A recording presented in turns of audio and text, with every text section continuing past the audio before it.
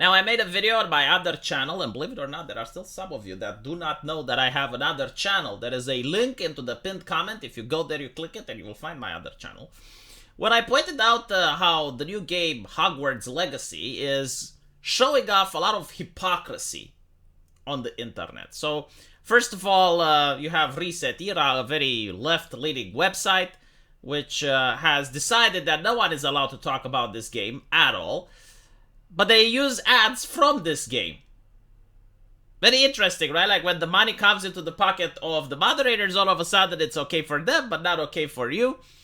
And there's a lot of other websites and journalistic outlets, if I dare call them like this, which also do not want to talk about this game. They're boycotting it very hard. And my question is, why aren't they boycotting Lego? Why aren't they boycotting Universal, which has Wizarding World? Why specifically this game? Isn't it interesting and such a fascinating bandwagon we're at? Like, they didn't talk about when the other movie came out, the Fantastic Beasts or whatever. I believe it's also due to the fact that that wasn't very good, that it was quite obvious that it's not good. But all of a sudden, they're outraged, right? And their idea is like, well, yeah, because J.K. Rowling gets royalties, right? Like, she gets paid, and she is doing harm for transgender people everywhere because she has political opinions. And I'm like, okay, but like, what about these other products that exist on the market? Why are they talking about it? Is it because Gamer Man bad? It's very interesting, you know. Usually, I do not encourage people to do boycotts unless I'm sure they're successful. Because the problem with the boycott is that if your boycott fails, you show that you are a fringe minority of people, and no one takes you seriously after that. Like, before boycotting, the threat of a boycott, for example, if it's an actual strong community, like, let's say, Sleeping Giants would threaten to boycott something, companies might start listening a little bit, right? Because the threat of it is worse than the thing itself. Because when you actually do the boycott, you have to show that you're successful. You have to convince the company that they actually lost sales. If you fail to do this, you become a mockery. No one believes you anymore because they will say, well, yeah, but those guys threatened to boycott previously, nothing happened. So this is why you should never threaten to boycott something, especially if it's something that's good.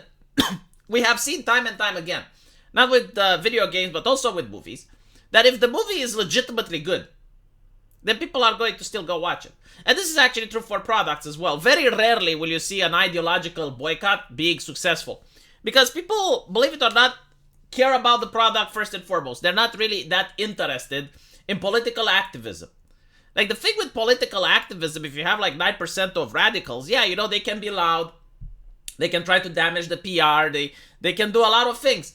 But when you're talking about simply boycotting, most people, the overwhelming majority, they do not care. Like, if you were to somehow show that computer parts, all of them, you know, come from some child labor somewhere, you know, like someone has to mine the cobalt that goes into making the electronics and what, people will still buy computers.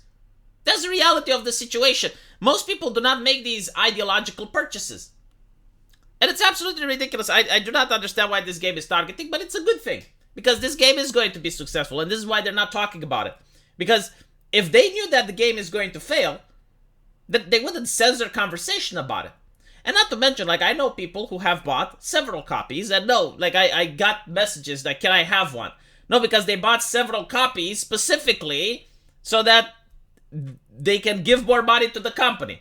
If they give you a copy, then you're not buying yours, right? So it doesn't make sense. But anyway, right, I know people who bought several copies just to spite the moral busybodies. Because this is what it's about. You're moral busybodying. No one likes moral busybodies. But it's an American tradition, isn't it?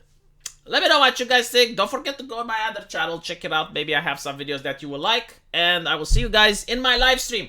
We'll start the live stream in 2 hours. And I will talk about Paul Joseph Watson. Really good topic. I'll see you there.